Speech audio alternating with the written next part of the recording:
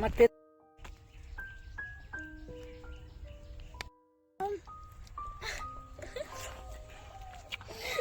আসসালামু আলাইকুম বন্ধুরা, লাভি কিচেনে আজকের নতুন একটা রেসিপি নিয়ে হাজির হয়েছি। সেটা হচ্ছে তেঁতুলের আচার। আমাদের গ্রাম বাংলাতে এই সিজনে প্রচুর তেঁতুল পাওয়া যায় এবং প্রতিটা গাছে প্রচুর তেঁতুল পেকেছে। আমরা এখন তেঁতুল পাড়তে যাচ্ছি। তেঁতুল পাড়ার জন্য একটা চুবড়ি, একটা বিছানার চাদর নিয়েছি, বৌমাদেরও সাথে করে নিয়েছি, নাতিকেও নিয়েছি। এখন তেঁতুল গাছের কাছে যাব, দেখি তেঁতুল গাছটা কতটা তেঁতুল হয়েছে। তেঁতুল গাছ নাড়া দিয়ে আপনাদের দেখাবো, তেঁতুল পাড়াটাও দেখাবো। এখন আমরা চলে যাচ্ছি সবাই তেঁতুল গাছের দিকে। তেঁতুল খাওয়া হবে। ছুটেছে আগে।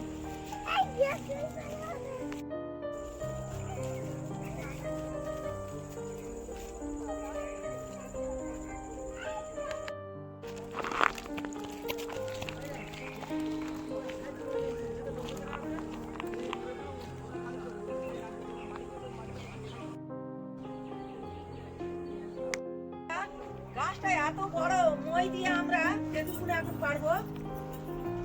এত উঁচু গাছ পারা যাবে না মই না দিলে। মইটাও খুব বড় দেখুন, আর গাছটাও বিশাল বড় দেখাচ্ছি আপনাদের। নিচে দাও, নিচে দাও।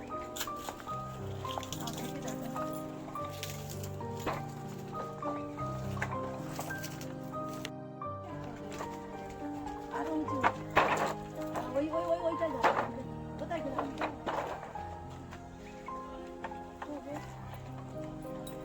বাবা সিঁড়ি দুলছে। আস্তে ওঠো, আস্তে। এত লম্বা সিঁড়ি আর সেরকম বড় গাছ। খুব পুরানো গাছ এটা, আমার সেই শ্বশুর আমলের গাছ। কোন দিকটা তেঁতুল বেশি থাকো? এই যে সব দিকে তেঁতুল, তুমি নাড়া দাও, যেটাই নাড়া দেবে সেখানে পড়বে। গাছটা যেরকম উঁচু সেরকম মোটা। পুরানো গাছ তো হবে। এটা আমার থেকে বেশি মোটা। আর এই গাছের তেঁতুলও ভীষণ মিষ্টি। এত মিষ্টি তেঁতুল ছেলেরা নিচের দিকে রাখে না, সব খেয়ে না। দেখো উপরের ডাল পুরো সকালের তাই ফুলের মতো বৃষ্টির মতো পড়তেছে। হ্যাঁ তোরা গুড়ি চিনি নিচ্ছি, কেউ নেয় না, সবই তো দেবে, তুমি যাকে ঠিক করো। ও ভাই উপরের দিয়ে দাও, উপরের ডালটা ধরো, উপরের সরু ডালটা আরেকটু উঠে দাও, আরেকটু উঠে দাও। ওপরেরটা উঠতে হবে, এইটাই হবে না। এইটা ক্যামেরাম্যানকে দেওয়া হচ্ছে খাওয়ার জন্য। ক্যামেরাম্যান খান আপু।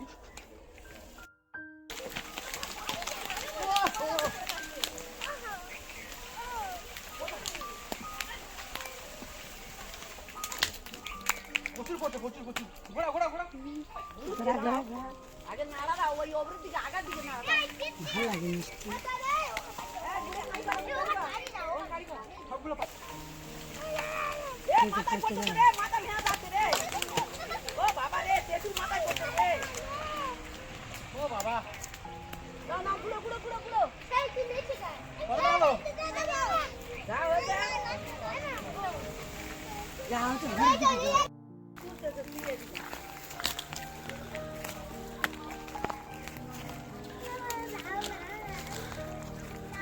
যা।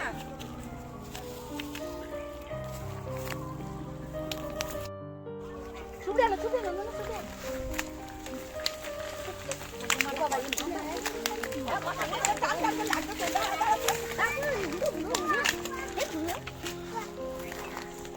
দাও দাও আরে আরে লাগছে।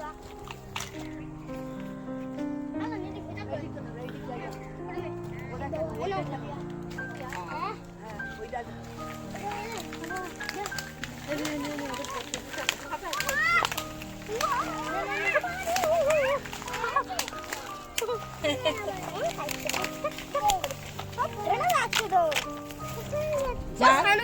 পাকা পাকা তেঁতুল পড়লে থামবে না।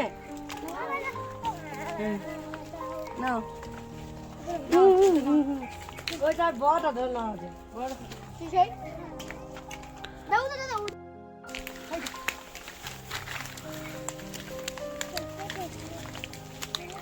মা গায়ে ওই ডুবরা করছে না মুখে ভাবা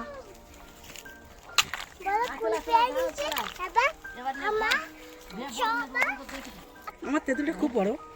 উফ, জিভে পানি আসতেছে, বুড়ো বয়সে কি করি, খাই একটু একটু।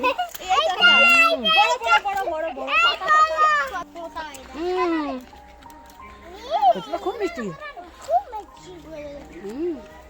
লাইয়া খেয়েছো? হুম। খেয়েছো? ওগুলো আনো, চাদর চাদর যেগুলো আছে নিয়ে আসো, চাদরটা ধরে নিয়ে চলে এসো। তেঁতুল তেঁতুল। হ্যাঁ, এটা ফুল না, এটা তেঁতুল।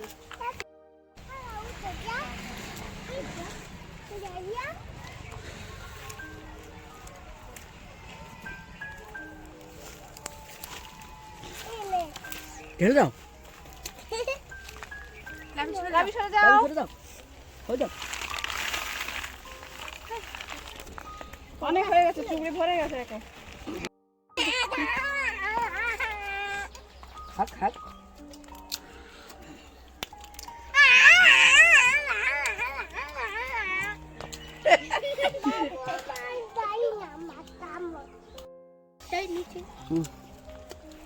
হুম, তেঁতুল খেয়ে তো তুমি কি শেষ করে দিচ্ছ, টক করবে কি? খাই তারপরে হয়। মিষ্টি আছে? ভালো লেগেছে? আর তেঁতুলের আচার করলে হেভি হবে, টক ঝাল মিষ্টি আচার তো কেমন হয় দেখবে। এবার গিয়ে ঘরে গিয়ে কেমন লাগছে লাবিবা? তেঁতুলগুলো ছাড়াবো, হ্যালো। তারপর কেমন করে খাটাটা করবো আপনাদের দেখাবো। তেঁতুলগুলো পেড়ে এনেছি, এবার ছাড়িয়ে নেবো। খোসাগুলো ভালো করে ছাড়িয়ে নিতে হবে এরকম, গা শিরাগুলো ছাড়িয়ে নিতে হবে। আর এই শিরাগুলো থাকবে না, খুব সুন্দর খুঁটে এরকম কোনো কিছু থাকবে না, এইভাবে ছাড়িয়ে নেবো সব।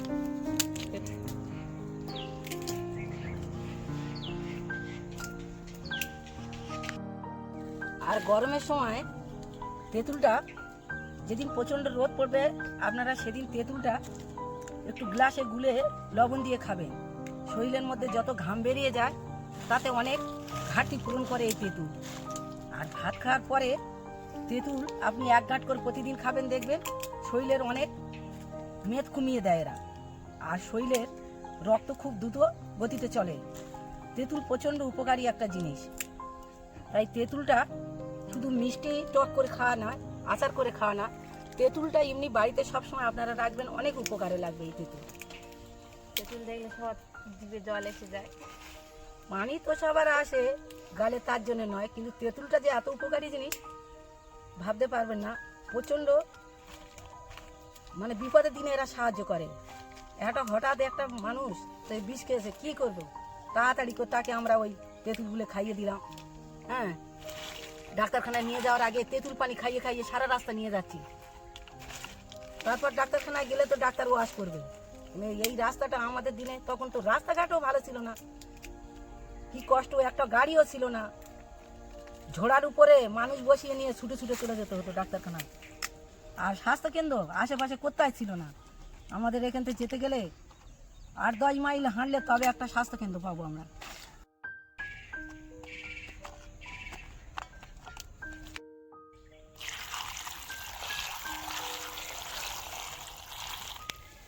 এবার তেঁতুলগুলো আমরা ভালো করে ধুয়ে নেব, একদম শুকনো তেঁতুল, দেখুন একটুও কিছু গা মানে কেলিয়ে যাচ্ছে না, কিছু হচ্ছে না। এইভাবে আমরা তুলে নেব।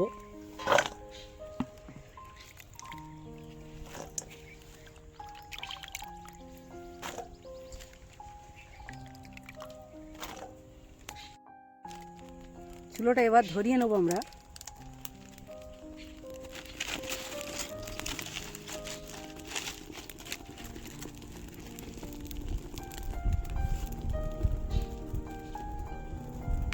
কড়াটা বসিয়ে দেবো মশলাগুলো ভেজে নেওয়ার জন্যে। কড়াটা গরম হয়ে গেছে, 4 পিস শুকনো লঙ্কা দিচ্ছি, দিয়ে একটু নাড়বো শুকনো খোলাতে। লঙ্কাগুলোর সঙ্গে পানমৌরিটা দিয়ে ভেজে নেওয়া হবে। লঙ্কাগুলো যখন লাল লাল হয়ে আসবে তখন পানমৌরিগুলো দিয়ে দেবেন। এবারে দিয়ে দেবো কিছু পাঁচফোড়ন,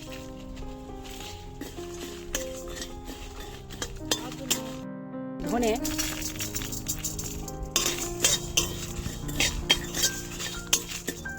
দিয়ে দেবো গোটা মেথি,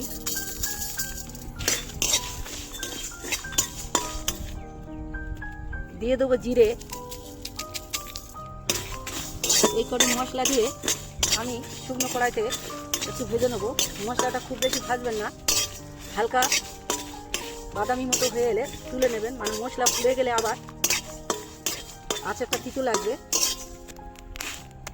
যখন কড়াতে আওয়াজ হবে আপনারা বুঝবেন মশলাটা হয়ে গেছে, তখন মশলাগুলো নামিয়ে নেবেন। এবারে আমরা নামিয়ে নেবো মশলাগুলো।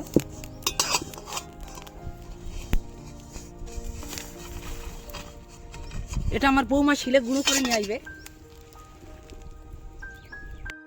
টকটা করার জন্য এবারে আমি কড়াটা বসিয়ে দিলাম ফের চুলোতে।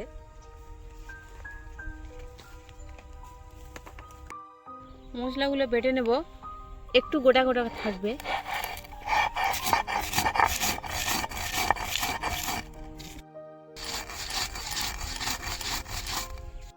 তেঁতুলটা আমার 1 কেজি আছে, তাই আমি গুড় এখানে নিয়ে নেবো 1 কেজি।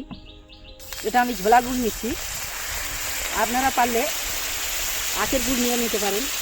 আর ঝোলা গুড়ে আচারগুলো সবচেয়ে ভালো হয়। এটা খেজুরের গুড়, নলেন গুড়। 1 কিলো গুড় নিয়ে নিলাম। মশলাগুলো বাটা হয়ে গিয়েছে, এবার আমি তুলে নেব। মশলাগুলো এরকম একটু চিবড়ে চিবড়ে থাকবে, এরকমভাবে বাটতে হবে। আর গুড়ের মধ্যে 3 পিস আমি তেজপাতা দিয়ে দিলাম, 5টা ফাটানো এলাচ দিয়ে দিচ্ছি। দিয়ে গুড়টা আমি নাড়তে থাকবো। গুড়টা এরকম অনবরত নাড়তে হবে, না তো নিচে লেগে যেতে পারে।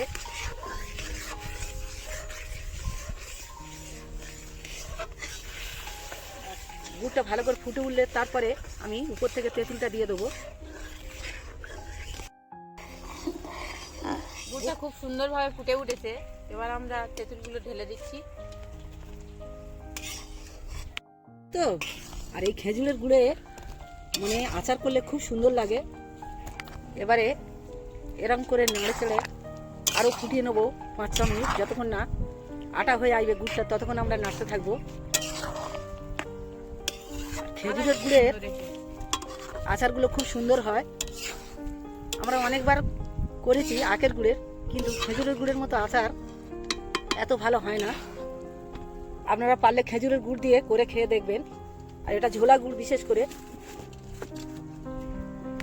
দেখুন তেঁতুলটা কত সুন্দর এখনো গোটা গোটা আছে, আর কত সুন্দর হয়েছে কালার। খেজুরের গুড়ের আমি ওই জন্য বলছিলাম যে খেজুরের গুড়ে আপনারা আচার করবেন, দেখবেন আচারগুলোর কালার কত সুন্দর হয়।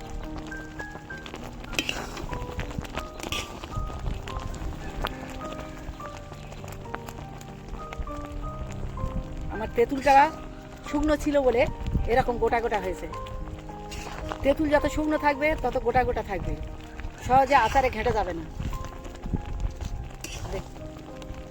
কালারটাও খুব সুন্দর এসছে, একদম ডিপ গুড়ের কালার।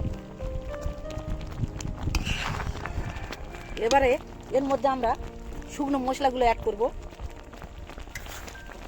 ধনে, পানমৌরি, জিরে, মেথি আর কয়েকটা শুকনো লঙ্কা দিয়ে দিলাম।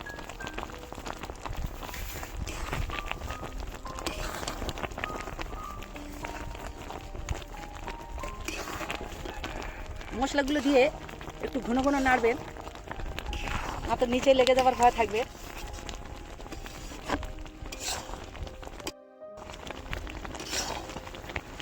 দেখুন তেঁতুলটার ত্বকটা আমার হয়ে গেছে, এবারে নামিয়ে নেব।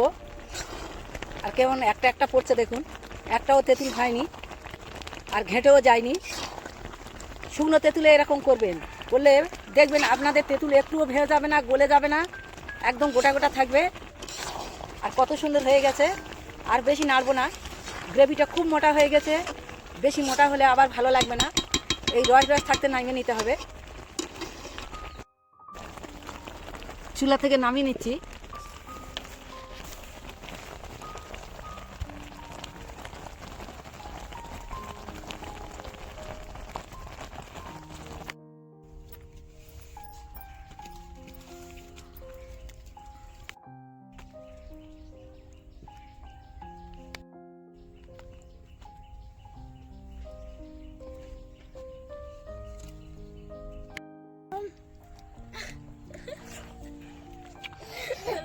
হেভি মজা হয়েছে,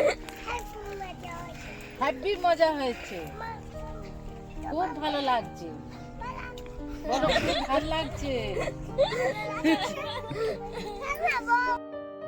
বন্ধুরা, এটা হচ্ছে আমাদের দেশ বাংলার প্রিয় আচার, আর প্রতিটা বাড়িতে এই আচারটা করা হয়। তেঁতুলের আচার, কুলের আচার, আমের আচার, এগুলো আমাদের সবার বাড়িতে প্রায় হয়, আর খুব টেস্টি। আর ছোটবেলাতে স্কুলে যেতাম, স্কুলের পিছনে দেখি না টিফিনের পরে আচার বিক্রি হবে, আর এই তেঁতুলের আচার আমরা খুব খেতাম, একদম স্কুলের স্বাদের মতো করে বানিয়েছি। লাভি পাতে তুলে নিয়েছে একজন। না না না না না না না, দাদিমা হয়েছে, দাদিমা হয়, দাদিমা হয়ে তো নিয়েছে। আমাদের এই রেসিপিটি আপনাদের ভালো লাগলে আমাদের চ্যানেলে লাইক করবেন, শেয়ার করবেন, কমেন্ট করতে ভুলবেন না, আর পাশে থাকা বেল আইকনে ক্লিক করে দেবেন যাতে পরবর্তী ভিডিওগুলো আপলোড করার সাথে সাথে আপনাদের কাছে পৌঁছে যায়। আজকের এখানেই শেষ করলাম, ধন্যবাদ।